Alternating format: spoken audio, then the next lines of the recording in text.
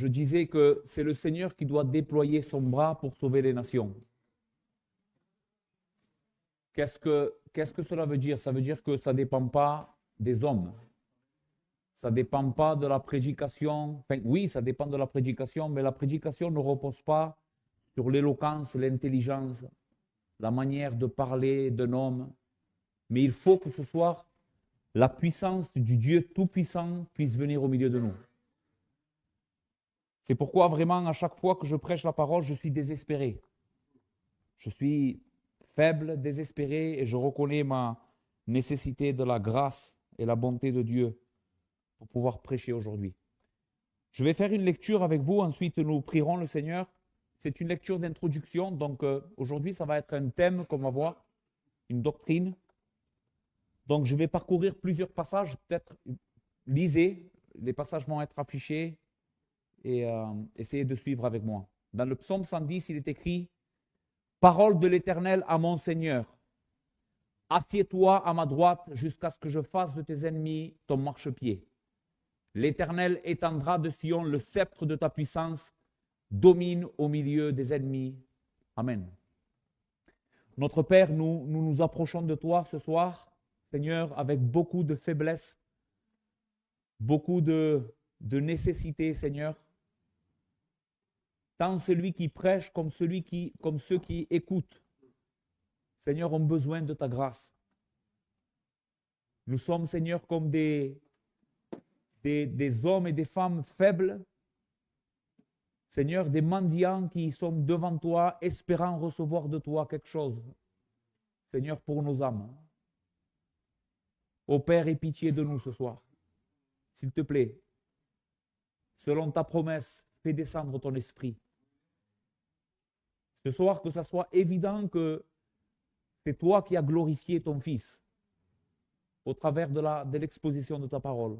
Père, nous te supplions de mettre dehors toute opposition, Père. Seigneur, s'il te plaît, fais reculer tes ennemis.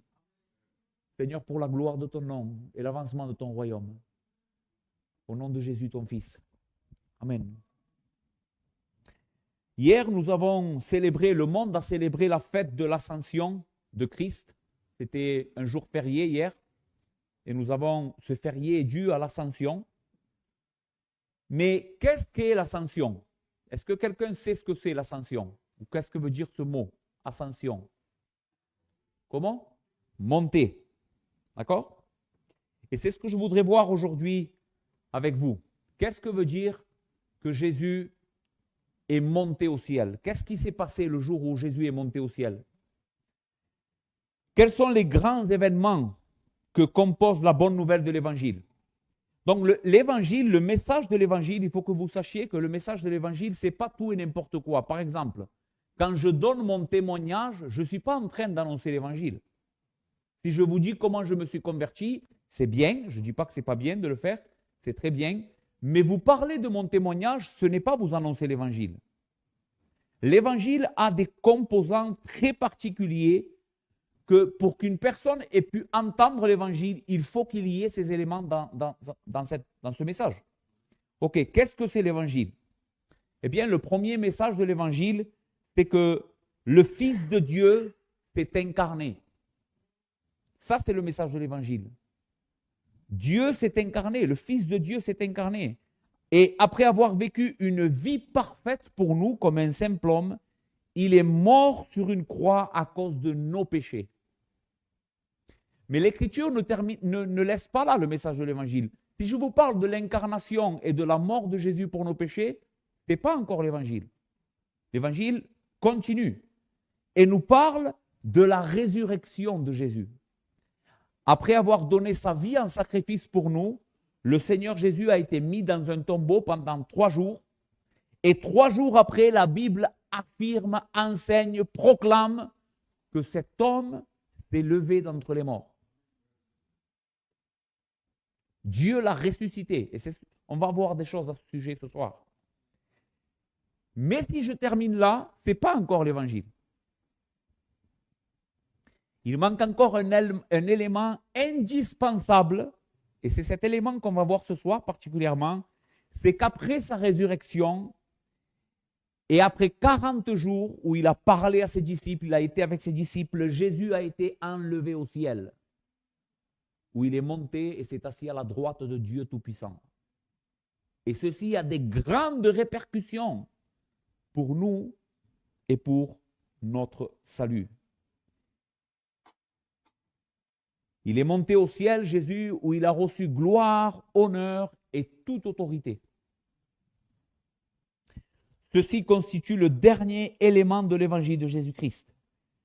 C'est la vérité selon laquelle Jésus a été reçu, écoutez bien, dans la présence même de Dieu, et que désormais, depuis ce jour où il a été reçu dans cette présence, Dieu le Père l'a assis à sa droite, comme nous l'avons lu au psaume 110. Assieds-toi à ma droite jusqu'à ce que je fasse de tes ennemis ton marchepied. Depuis ce jour-là, Jésus est assis sur le trône de l'univers.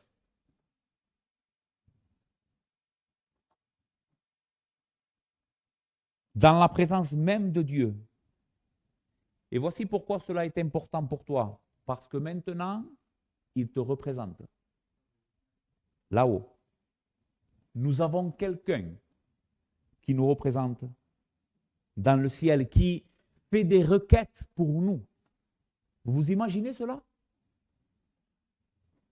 Nous avons quelqu'un, un de nos semblables, qui est au ciel et qui parle en notre faveur, à Dieu, qui est juste à côté de lui. Frères et sœurs et amis, si la mort et la résurrection de Jésus sont les deux colonnes de l'évangile, l'ascension en est le toit. Je veux que tu penses à l'évangile comme un édifice. La mort et la résurrection sont les deux colonnes qui soutiennent tout le bâtiment, mais l'ascension est le toit de ce bâtiment. L'ascension est la vérité qui nous garantit et nous donne la paix de l'esprit et qui nous garantit les promesses de Dieu. Pourquoi nous pouvons savoir que toutes les promesses que Dieu a faites dans sa parole, la vie éternelle, la gloire future, la résurrection des morts, pourquoi on peut être sûr de tout ça? Parce que Jésus est au ciel et qu'il a reçu toute autorité. C'est pour cette raison que nous pouvons dire à notre âme, mon âme, repose-toi, sois tranquille. Très bien, aujourd'hui, je vais essayer de vous enseigner 3 choses. Les frères, je ne sais pas si je vais avoir le temps de tout vous exposer. Je vais faire de mon mieux. Premièrement, nous allons voir l'ascension, le jour où Jésus est monté au ciel. C'est un fait historique et réel. Deuxièmement, nous allons voir l'entrée triomphante de Jésus dans le ciel. Comment est-ce que la Bible nous décrit que ce jour est réellement arrivé? Qu'est-ce qui s'est passé ce jour-là? Et troisièmement, nous verrons l'exaltation du Dieu homme Jésus-Christ et son ministère céleste. Eh bien, commençons par notre premier point, l'ascension, un fait réel et historique. Mon ami, quand je parle de l'ascension, je ne suis pas en train de parler d'un conte ici. Je ne suis pas en train de te raconter une histoire farfelue avec des êtres spirituels et des hommes qui volent, Superman. Enlève tout ça de ton esprit. Quand je te parle de l'ascension, je suis en train de te parler d'un fait historique. Je vais vous poser une question pour que vous compreniez de quoi je vous parle. Est-ce que vous croyez que Napoléon a été un grand homme qui a fait la conquête de plusieurs pays à une certaine époque de notre histoire française? Est-ce que vous le croyez, ça? Vous le croyez? Est-ce que vous avez vu Napoléon, vous? Pourquoi vous le croyez? Parce que les historiens, parce que des hommes ont raconté avoir vu cet homme, et l'histoire en parle. Eh bien, quand je vous parle de l'ascension, je suis en train de vous parler d'un fait historique. Écoutez comment la Bible le dit. Luc 1, chapitre 1 à 4. Luc, chapitre 1, versets 1 à 4. C'est Luc qui parle, au début de son évangile, et il dit « Plusieurs ayant entrepris de composer un récit des événements qui se sont accomplis parmi nous, suivant ce que nous ont transmis ceux qui ont été des témoins oculaires dès le commencement et sont devenus des ministres de la parole. » Luc est en train de dire, mon évangile que je suis en train d'écrire, Théophile, je l'écris en suivant, en m'informant de ce qui nous a été dit depuis le début, et ce n'est pas n'importe qui l'a dit, qui l'a vu. C'est des hommes qui ont été avec lui. Actes, chapitre 1, versets 1 à 3. Théophile, j'ai parlé dans mon premier livre, donc l'évangile de Luc, et là c'est encore Luc qui écrit Actes des apôtres, de tout ce que Jésus a commencé de faire et d'enseigner dès le commencement, jusqu'au jour, écoutez bien, où il fut enlevé au ciel après avoir donné ses ordres par le Saint-Esprit aux apôtres qu'il avait choisis. Après qu'il eut souffert, il leur apparut vivant et leur en donna plusieurs preuves, se montrant à eux pendant 40 jours et parlant des choses qui concernaient le royaume des cieux. Jésus s'est montré à eux pendant 40 jours et le texte nous dit avant qu'il soit enlevé au ciel. Finalement, Actes chapitre 1, versets 9 à 11, après avoir dit cela, c'est Luc qui nous raconte comment c'est arrivé le jour de l'enlèvement, ou de l'ascension, pardon. Après avoir dit cela, il fut enlevé pendant qu'ils le regardaient, une nuée le déroba de leurs yeux.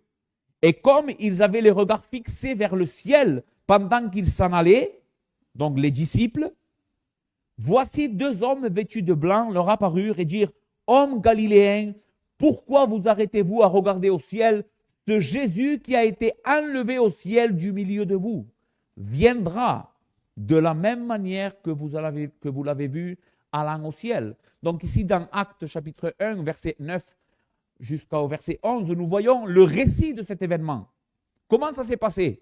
Eh bien, on sait que, parce que la Bible le dit, à un certain moment donné, Jésus finalement sera avec ses disciples sur le mont des Oliviers. Là, il va leur donner les dernières recommandations et une nuée va venir prendre Jésus. Et regardez bien tous les détails. Cette nuée va commencer à enlever Jésus vers le ciel et les disciples vont regarder Jésus. Quand je lis ce texte, je me souviens toujours de la manière comment on regarde une avion quand elle décolle. Vous avez vu quand vous regardez une avion quand elle décolle? Vous la voyez décoller et puis elle s'en va, elle s'en va, elle s'en va. Et si vous restez assez longtemps pour la suivre du regard, à un moment donné, vous n'arrivez plus à la voir parce qu'elle disparaît, elle est trop loin. C'est de cette manière-là que les disciples étaient en train de regarder Jésus. Et deux anges vont apparaître, leur dire, « Ô homme galiléen, pourquoi regardez-vous ce Jésus? Il est parti. Il viendra exactement de la même manière. » Ainsi, il est clair que les auteurs du Nouveau Testament ont vu l'ascension de Jésus comme un événement historique. Ils l'ont vécu, eux. Si tu aurais dit aux disciples, qu'est-ce qui s'est passé ce jour-là? Eh bien, Jésus était devant moi, là, en chair et en os, et il est parti au ciel. 40 jours après la résurrection, Jésus s'est élevé de la terre, et la question que sûrement vous vous posez, c'est où est-il allé? Où est-ce qu'il est, notre Seigneur, aujourd'hui? Nous allons voir que Jésus s'est rendu dans un endroit précis. Et pour certains d'entre vous, peut-être que c'est la première fois que vous avez entendu cette sorte d'enseignement. Mais je veux l'appuyer sur la Bible. Vous allez voir que c'est la Bible qui enseigne ça. Jésus n'est pas allé dans un endroit spirituel et maintenant il est immatériel, on ne sait pas où il est. Comment est-ce qu'il est ressuscité Jésus? Avec son corps. Il dira à ses disciples, touchez-moi. Est-ce qu'un fantôme, parce que ses disciples croient que c'est un esprit, il dit, est-ce qu'un esprit a de la chair et des os? Et ses disciples doutent encore de la vérité de ce que Christ est là et leur dit, avez-vous quelque chose à manger? Et ils lui donnèrent un rayon de miel et un poisson rôti. Et là, Jésus, avec son corps de résurrection, va s'asseoir et va manger comme toi et moi. C'est ce Jésus-là qui est monté au ciel. Voyons quelques textes. Luc 24, verset 51. Pendant qu'il les bénissait, il se sépara d'eux et fut enlevé au ciel. Dans le grec, ici, le ciel, la parole ciel, fait référence à la demeure de Dieu. C'est de cette manière-là que Luc emploie ce mot. Le ciel, ici, c'est l'endroit où Dieu habite. La lumière inaccessible où Dieu, où le trône de Dieu est présent. Maintenant, il faut que vous sachiez que cet endroit est un endroit créé. Au tout début, avant que le monde et que l'univers et que toute la création existe, qu'est-ce qu'il y avait? Il n'y avait rien, il y avait Dieu. Et tout ce qu'on connaît aujourd'hui dans la création, même dans la création spirituelle et céleste, c'est un endroit créé. Les anges sont des êtres créés. Et cet endroit, le ciel, est un endroit créé où Dieu, selon la Bible, manifeste de manière particulière sa présence. Hébreux 4, verset 14. Ainsi, puisque nous avons un grand souverain sacrificateur, écoutez bien, qui a traversé les cieux, Jésus, le Fils de Dieu, demeurons fermes dans la foi que nous professons. Le mot ici, traverser, veut dire voyager, marcher. C'est ce que veut dire le mot. Christ a donc traversé tous les cieux. La Bible parle de 3 ciels. Le premier ciel que tu vois avec tes yeux qui fait l'atmosphère de la planète Terre. Ensuite, il y a l'univers, l'espace, qui, même maintenant, avec toute la technologie qu'on a, les hommes n'arrivent même pas à en sonder une petite partie. D'accord? Eh bien, ça, c'est le 2e ciel. Et le 3e ciel, c'est l'endroit qu'on est en train de parler où Dieu manifeste sa présence. Eh bien, Jésus a traversé tous les cieux et il est arrivé dans la demeure de Dieu.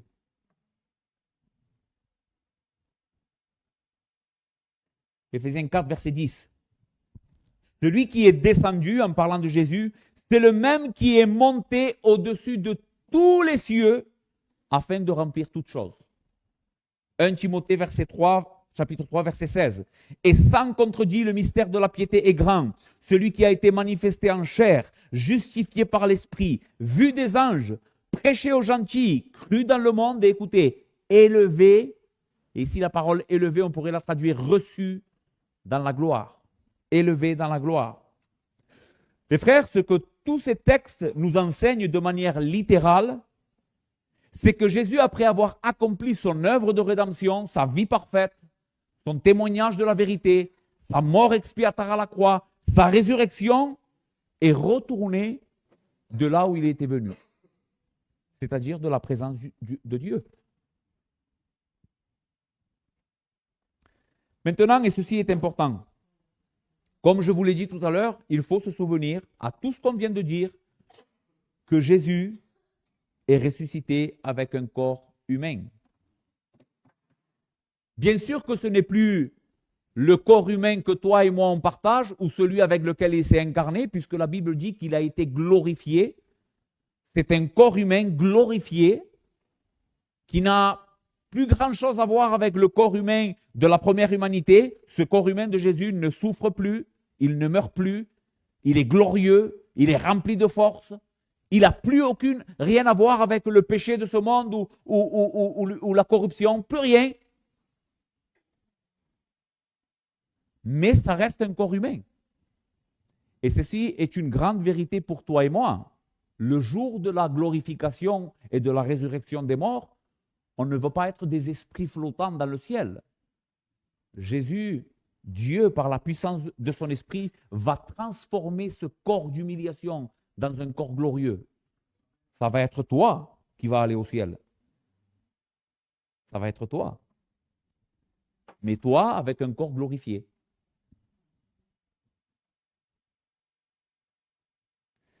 Donc Jésus est allé bien dans un endroit précis avec un corps.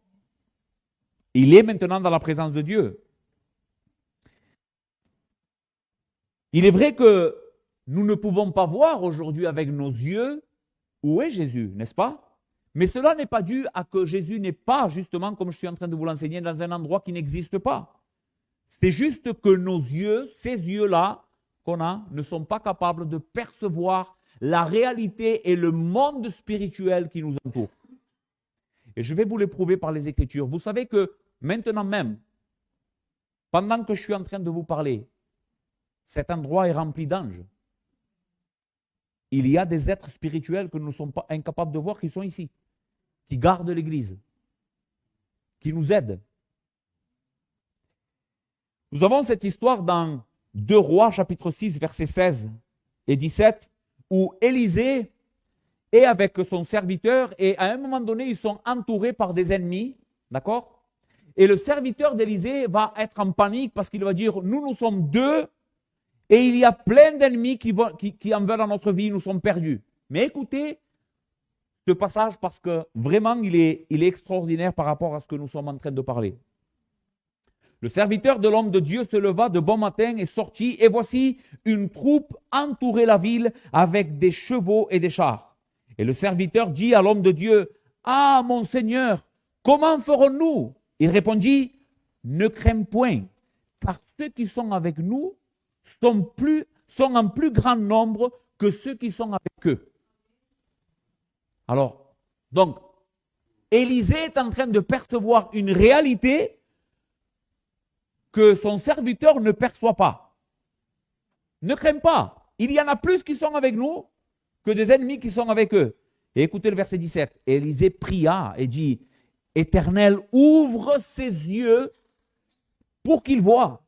Et l'Éternel ouvrit les yeux du serviteur qui vit la montagne pleine de chevaux et de chars de feu autour d'Élisée. Qu'est-ce que nous pouvons comprendre de ce passage? C'est qu'il y a un monde spirituel, réel, qui est tout autour de nous, que nous sommes incapables de voir. C'est ce qui s'est passé aussi avec Étienne. Le jour où Étienne, le témoin fidèle du Seigneur, un des premiers convertis de l'église primitive, va témoigner devant les Juifs et ils vont le lapider. Et au moment où ils vont le lapider, les Écritures disent, fixant les regards vers le ciel, il vit la gloire de Dieu et Jésus debout à la droite de Dieu. Et il dit, voici, je vois les cieux ouverts et le Fils de l'homme debout à la droite de Dieu. Le Seigneur, à ce moment-là, fait la même chose que pour le serviteur d'Élisée, pour Étienne. Il lui ouvre les yeux, il lui permet de percevoir la réalité spirituelle qui nous entoure. Et qu'est-ce que voit Étienne? Il voit Jésus à la droite de Dieu. Christ est actuellement dans le ciel, dans un lieu précis que nous ne pouvons pas encore voir avec nos yeux, un lieu, et écoute bien, qui un jour sera manifesté pour tout le monde. Un jour vient où les yeux de tous, même de ceux qui n'auront pas cru en lui, seront ouverts à cette réalité. Pour nous, ça sera la gloire, parce qu'on verra notre Seigneur. Pour eux, ça sera la terreur, parce qu'ils auront peur. Nous passons à notre deuxième point. Nous avons vu que l'ascension est une réalité historique et réelle. Notre deuxième point, c'est l'entrée triomphante de Jésus dans le ciel. Que s'est-il passé au moment où Jésus est arrivé au ciel? Comment la Bible en parle? Même si les Écritures ne nous racontent pas en détail comment cela est arrivé, il existe cependant des textes qui nous parlent de ce jour-là, qui nous parlent de cet événement et qui nous disent qu'est-ce qui est arrivé ce jour-là, comment ça s'est passé et quelles sont les répercussions pour nous. Dans le psaume 24, nous trouvons une merveilleuse illustration de cette réalité. Vous savez que David était prophète. David, quand il écrivait les psaumes, en réalité, il ne faisait que parler de Christ, de la résurrection de Christ, de sa mort pour les pécheurs, de sa gloire, de sa royauté. Et dans ce psaume 24, David, inspiré par l'Esprit, est en train de nous parler de ce jour bien précis où Jésus, l'homme glorifié, est arrivé au ciel. Les 6 premiers versets disent ainsi: Qui pourra monter à la montagne de l'Éternel? Qui s'élèvera jusqu'à son saint lieu? Celui qui a les mains innocentes et le cœur pur, celui qui ne livre pas son âme au mensonge et qui ne jure pas pour tromper. Qui peut entrer dans la présence du Seigneur? Ici, le ciel, l'endroit où David est en train de dire qui pourra y aller, c'est le trône de Dieu, c'est le ciel. Et comme nous le voyons, il est clair que les exigences pour qu'un homme puisse rentrer, un homme ou une femme puisse aller dans cet endroit sont strictes. Regardez le texte. Qui pourra monter à la montagne de l'Éternel? Qui se lèvera jusqu'à son saint lieu? Celui qui a les mains innocentes et le cœur pur. Celui qui ne livre pas son âme au mensonge et ne jure pas pour tromper. En d'autres mots, Pour David, celui qui peut aller au ciel, c'est quelqu'un sans péché. C'est quelqu'un innocent et bon et juste. Mais voici qu'avec ça, nous avons un problème, cher ami. Toi, tu as un problème.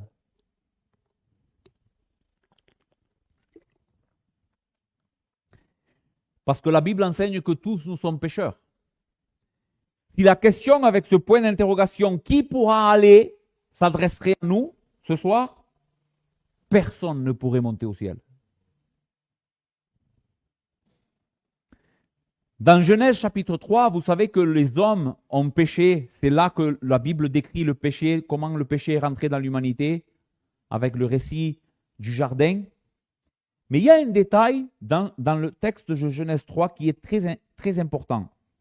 Genèse 3, versets 23 à 24, il est écrit « L'Éternel Dieu les chassa du jardin, donc à l'homme et à la femme, pour qu'ils cultivent la terre d'où ils avaient été pris.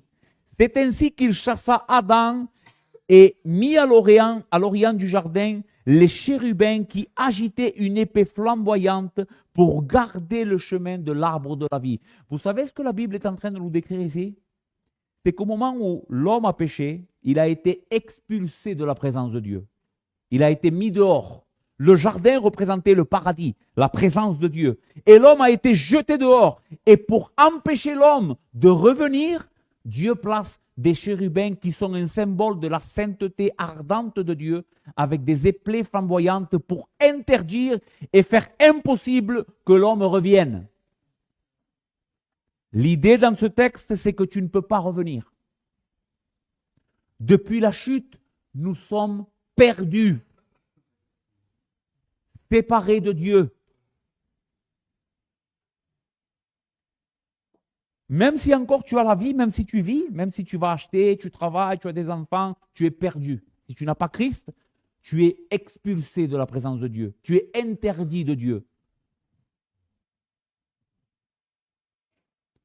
Pourquoi? Parce qu'écoute ce que dit Romains 3. Il n'y a point de juste, pas même un seul. Nul n'est intelligent, nul ne cherche Dieu. Tous sont égarés, tous sont pervertis. Il n'y en a aucun qui fasse le bien, pas même un seul. Leur gosier, c'est-à-dire leur bouche, leur organe pour parler que Dieu a donné à l'homme pour bénir Dieu et son prochain. À quoi il sert pour nous maintenant? Leur gosier est un sépulcre ouvert. Ils se servent de leur langue pour tromper. Ils ont sous leurs lèvres un venin d'aspic. Leur bouche est pleine de malédiction et d'amertume. Ils ont les pieds légers pour répandre le sang. La destruction et le malheur sont sur leur route. Ils ne connaissent pas le chemin de la paix. La crainte de Dieu n'est pas devant leur bouche. Souviens-toi de la question de David. Qui montera à la maison de l'Éternel? Celui dont la bouche a servi que pour bénir Dieu. Il ne s'est pas trouvé de fraude dans sa bouche. Celui-là, oui, il peut y aller. Mais Paul dit, aucun n'est juste. Nul ne cherche Dieu. Notre bouche a servi pour maudire. Tu es condamné. Tu ne peux pas monter la montagne de l'Éternel. Tu ne peux pas. Frères et sœurs, amis, tous nous avons échoué et sommes dignes d'être bannis de la présence glorieuse de notre Dieu. Nos mains sont sales, nos cœurs sont impurs, nos âmes sont pleines d'idolâtrie et nos lèvres entachées de tromperie. De nous-mêmes, nous n'avons aucune ressource, aucun moyen. Même si tu t'efforces d'être la meilleure personne possible, ça c'est la voie de toutes les autres religions, à part l'évangile. Efforce-toi d'être quelqu'un de bien. Va à la Mecque, fais 5 prières par jour, va au mur de lamentation, pleure devant ce mur-là. Va à Rome, demande au pape qu'il te donne une bulle papale pour pardonner tes péchés. Tous ces moyens sont vains. Par tes propres œuvres, tu resterais toujours, pardon pour la parole, aussi sale devant Dieu. dans tous les sens, possibles et imaginables, l'humanité est totalement disqualifiée. Mais béni soit Dieu, que son nom soit loué aujourd'hui dans la terre et dans le ciel. Christ s'est fait homme. Christ s'est fait homme. Christ s'est fait homme pour qu'il y ait un représentant de l'humanité qui puisse y aller.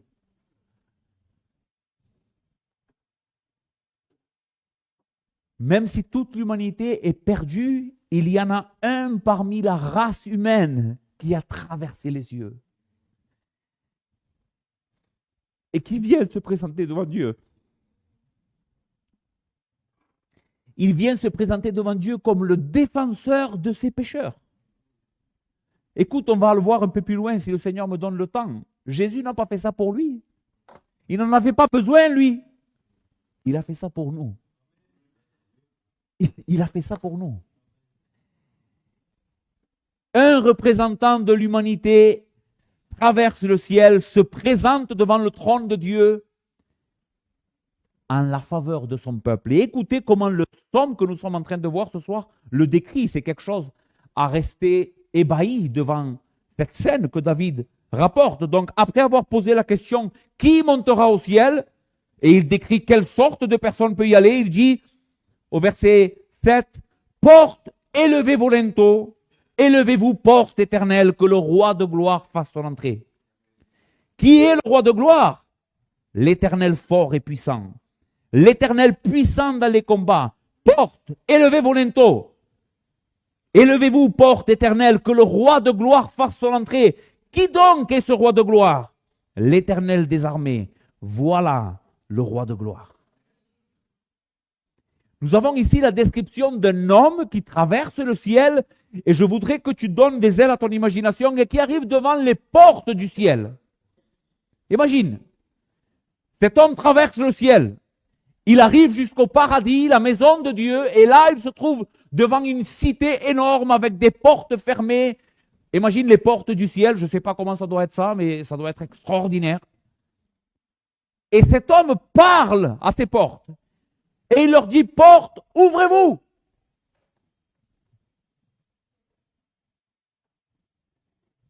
Mais là, une question se pose, mais qui est cet homme qui arrive jusque-là et qui proclame aux portes du ciel qu'elles s'ouvrent pour lui? Personne n'est venu là. Aucun homme n'est parvenu jusqu'aux portes du ciel. Mais qui est cet homme? Écoutez ce qu'un homme de Dieu dira. Je le cite, les frères, je vais lire à partir de maintenant parce que je ne peux pas le dire mieux que lui. Il dit, devant le son de sa voix, les anges courent vers les remparts et regardent par-dessus le mur pour jeter un œil sur celui qui demande qui est ce roi de gloire. Qui ose parler à ses portes? Aucun homme n'est jamais venu jusqu'ici et n'a jamais posé sa main sur la poignée de cette porte. Qui est ce roi de gloire? Qui est ce roi de gloire que les portes du ciel doivent céder à lui? Qui est cet homme qui vient en son propre nom et demandant l'entrée sous sa propre mérite? Il n'est pas en train de dire laissez-moi rentrer parce qu'un tel m'envoie. Il dit c'est moi, laissez-moi rentrer parce que je mérite de rentrer ici. Même les grands séraphins inclinent leur tête et se couvrent la face en présence de Dieu pour reconnaître qu'ils n'ont pas de justice qui leur soit propre, pour montrer que leur vertu et leur gloire proviennent seulement de Dieu et du résultat de sa grâce. Ils ne font pas étalage de leur mérite et ne disent rien en leur propre nom. Cependant, cet homme exige non seulement le ciel, mais le trône même de Dieu. Qui est ce roi de gloire? En réponse à la question, Christ élève sa voix pour la deuxième fois et s'écrie « L'Éternel fort et puissant, l'Éternel puissant dans les combats. Porte, élevez vos linteaux. »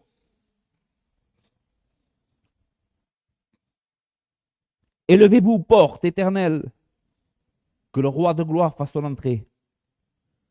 Ce second mandat font taire toute nouvelle investigation. La force de la voix révèle son identité. C'est la parole faite chair. Le Fils de l'homme ascendant à la droite où il était avant, à la droite de Dieu où il était avant. Sans tarder, les gonds anciens se cassent. Le bois se met à trembler. Et pour la première fois de tous les temps, ces portes s'ouvrent pour un homme. Jésus-Christ. Il est rentré par ces portes et toutes les créatures, écoute bien parce que la Bible le décrit, toutes les créatures qui peuplent cet endroit, vous savez ce qu'elles ont fait? Elles se sont prosternées devant lui et ont adoré l'agneau.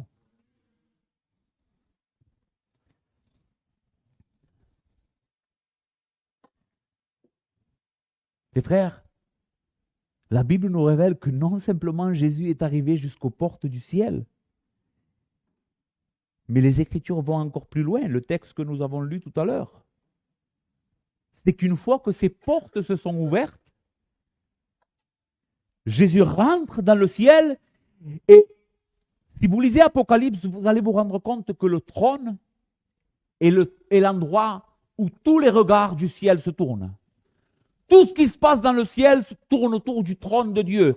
Eh bien, quand Jésus, cet homme, rentre dans le ciel, une voix se fait entendre de ce trône. Il y a une voix qui sort du trône et qui dit « Assieds-toi à ma droite jusqu'à ce que je fasse de tes ennemis ton marchepied. »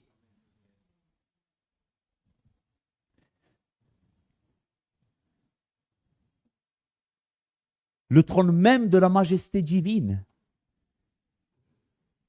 lui est donné.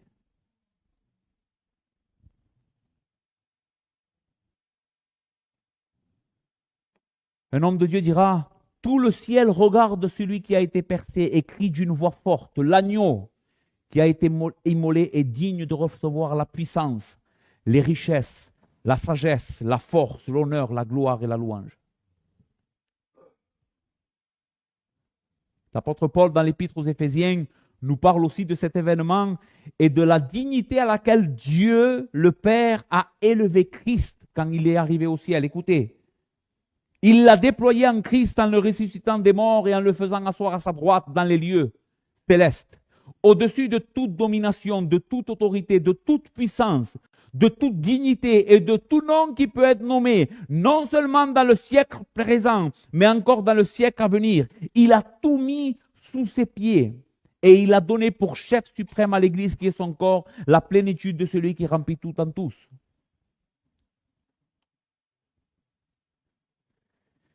Et ici vient une excellente bonne nouvelle pour toi. Lorsque Christ entre dans le ciel, tu me diras, mais qu'est-ce que tout ça a à voir avec moi? Je suis très heureux de tout ce que tu es en train de me dire. Je me réjouis. Mais pourquoi ceci est tellement important, comme je vous l'ai dit au début de cette prédication? Sans l'ascension, sans les vérités que nous sommes en train de voir ici, nous n'avons pas l'évangile. Donc tout ceci a quelque chose à voir avec toi, pécheur. Mais qu'est-ce que cela a à voir avec toi? Écoute la bonne nouvelle. C'est que quand Christ est rentré dans le ciel et a reçu toute cette gloire, tous ces honneurs, toute cette autorité, toute cette dignité, il n'est pas rentré tout seul. Il n'est pas rentré tout seul, les frères. Mais il est rentré en tant que roi conquérant qui vient dépouiller ses ennemis avec un peuple qu'il a racheté. Ne perds pas ça, s'il te plaît. Suis-moi et sois attentif. Quand Christ rentre dans le ciel, il rentre comme un roi conquérant, mais d'une certaine manière, il nous tient attachés à sa ceinture. Nous sommes tous accrochés à ses règnes. Quand il rentre, nous rentrons avec lui.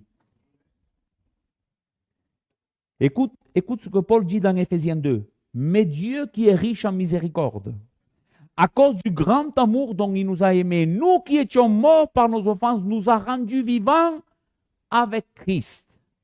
C'est par grâce que vous êtes sauvés.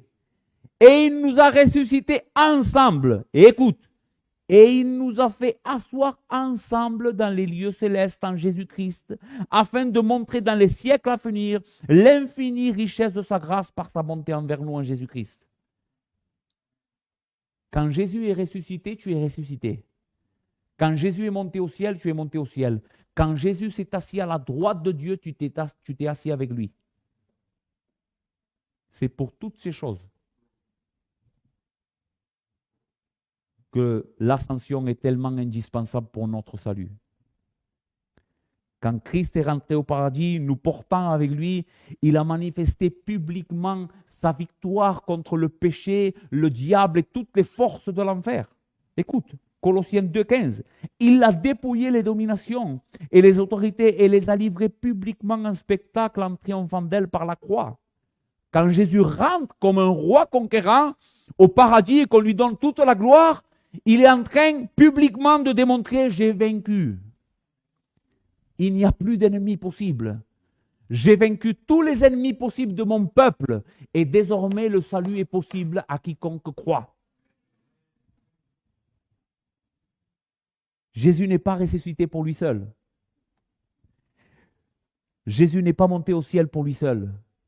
Jésus n'a pas reçu la gloire pour lui seul. Il l'a reçue pour nous aussi.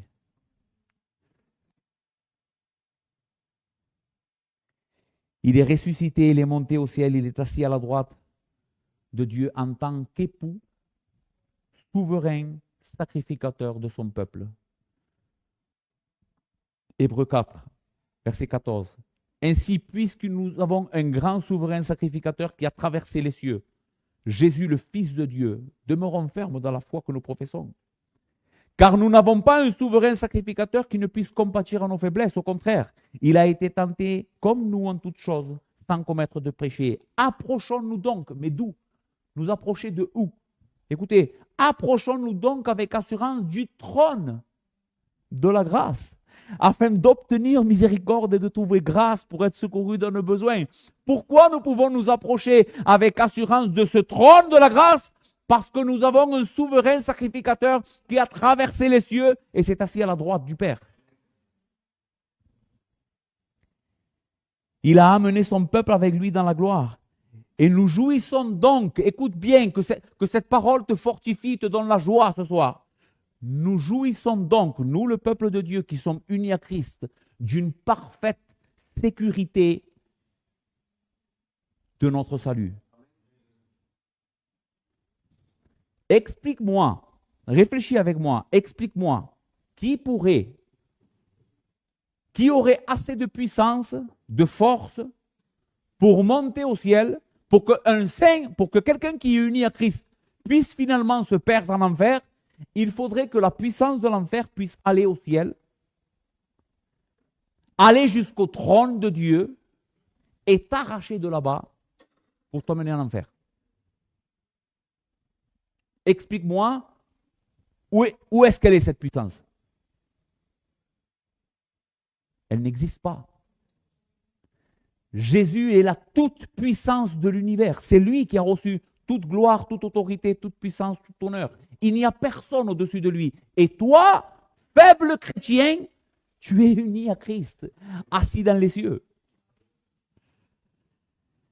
Ok, est-ce que ça va? Il me reste 5 minutes. Je vais essayer de vous parler du dernier point et ensuite nous conclurons. Donc nous avons vu que l'exaltation ou l'ascension de Christ est un fait historique et réel. Nous avons vu que cette glorification ou cette exaltation, c'est quoi mon deuxième point? Je ne me rappelle plus exactement comment je l'ai nommé. Je le reprends. Excusez-moi, je suis pécheur moi aussi. L'entrée triomphante de Jésus dans le ciel, il nous reste à voir l'exaltation, exactement. L'exaltation du Dieu homme Jésus-Christ. Donc, comme nous venons de le voir, l'Écriture nous enseigne que Jésus-Christ n'est pas seulement monté au ciel, mais également qu'il a été exalté à la position d'honneur, d'autorité la plus élevée possible dans cet univers. Maintenant, il est extrêmement important que vous sachiez cette vérité. C'est que Jésus, ce n'était pas quelque chose d'étrange pour lui d'être glorifié ou quelque chose d'inconnu. Pourquoi? De qui sommes-nous en train de parler? Nous sommes en train de parler du Dieu homme. Avant de s'incarner, Jésus, la Bible dit qu'il existait de toute éternité. Au commencement était la parole, et la parole était avec Dieu, et la parole était Dieu. Tout a été fait par elle. Sans elle, rien n'existe. et la parole a été faite chair. Dans Jean 17, verset 5, on va lire à partir du verset 4, Jésus est en train d'adresser une prière au Père, et écoutez bien la prière de Jésus, parce que ça va nous renseigner au sujet de, est-ce que Jésus, il parle de quelque chose où la gloire pour lui, c'est quelque chose de totalement inconnu? Écoutez, je t'ai glorifié sur la terre, j'ai achevé l'œuvre que tu m'as donné à faire, et maintenant, toi, Père, glorifie-moi auprès de toi-même de la gloire que j'avais auprès de toi avant que le monde soit. Jésus dit au Père, Père, je suis venu faire l'œuvre que tu m'as envoyée, et pour faire cette œuvre, nous allons le voir un peu plus bas, j'ai dû me faire homme, m'humilier jusqu'à la croix, mais maintenant l'œuvre a été achevée. Je vais mourir, Seigneur, mon Père, sur la croix. Je vais accomplir parfaitement ce que tu m'as envoyé. Et une fois que je l'aurai accompli, redonne-moi la gloire que j'avais auprès de toi. Avant que le monde soit. Parce que Jésus est incréé. Il existe de toute éternité. Il est Dieu. Donc ce n'est pas que Christ ne connaissait pas cette gloire ou n'était pas glorieux avant de la recevoir. Écoutez bien. Ce qui fait que cette exaltation soit unique réside en ceci. Celui qui maintenant est exalté à la gloire de Dieu le Père est à la fois Dieu et homme. Là réside le point central de ce que je suis en train de parler. Jésus n'avait jamais été glorifié en tant que Dieu homme. Mais nous sommes en train de dire que quand il a été élevé au ciel, celui qui est rentré au ciel, c'est un homme. Dans l'incarnation, le Fils s'est dépouillé des honneurs et des droits divins, pas de son essence divine. Jésus n'a pas perdu tanto, en espagnol decimos tanto. Jesús no se ha perdido nada. Jésus en tant qu'homme dans la terre avait toutes les caractéristiques, tous les attributs divins. On ne comprend pas ça. Ne me dites pas comment vous expliquer ça, je ne sais pas. Il est Dieu, totalement homme. Qu'est-ce que Dieu? Dieu est immortel, Dieu est insondable, Dieu est éternel, Dieu est invisible. C'est ça Dieu, non, n'est-ce pas? Tout-puissant. Eh bien, Jésus est tout ça. Et en même temps, il est un homme, comme toi et moi, à l'exception de notre péché. Donc, Jésus ne s'est pas dépouillé de son essence divine, il s'est dépouillé de ses droits divins. Il a délaissé la gloire pour revêtir l'habit d'un homme, un serviteur qui s'est dépouillé jusqu'à l'humiliation. J'ai fini, frère, presque. Je voudrais passer un peu de temps avec vous pour vous enseigner ça dans le livre d'Ésaïe. Est-ce que ça va? Je continue? Oui? Ok. Comment parle le livre d'Ésaïe de ce que nous sommes en train de dire? Écoutez, c'est un livre de l'Ancien Testament. Dans Isaïe 52, il est écrit, versets 13 à 14, « Voici mon serviteur prospérera ». Et il est important que vous sachiez que ici, le serviteur en l'occurrence, ce sont des prophéties messianiques. C'est-à-dire que Dieu était en train de prophétiser qui allait être le Messie. Ce livre a été écrit 700 ans avant la venue de Jésus. Et il dit, « Voici mon serviteur prospérera. Il montera, il s'élèvera bien haut. » On est bien en train de parler de l'ascension ici. De même qu'il a été pour plusieurs un sujet d'effroi, tant son visage était défiguré, tant son aspect différé de celui des fils de l'homme. De même, il sera pour beaucoup de peuples un sujet de joie. Devant lui, des rois fermeront la bouche, car ils verront ce qui ne leur avait point été raconté. Ils apprendront ce qu'ils n'avaient pas point entendu. Voici mon serviteur, il s'élèvera bien haut, mais qu'est-ce qui doit se passer avant qu'il s'élève? Il a dû s'humilier. À un tel point que notre passage dit qu'il n'avait plus de semblant d'humanité. Christ à la croix a tellement été défiguré, non seulement à cause de la douleur physique qui était déjà quelque chose d'incroyable. Les hommes se sont acharnés sur Jésus. Les hommes se sont acharnés. Il n'était plus qu'une plaie sur la croix, véritablement. Mais que dire de sa souffrance morale et spirituelle? À la croix, il a été totalement abandonné de toute bonté de Dieu parce qu'il était en train de charger nos péchés. Son visage était totalement transformé à un tel point que Isaïe dit il n'avait plus de ressemblance humaine. Il était semblable à celui qu'on détournait le visage. Demandez-vous pourquoi.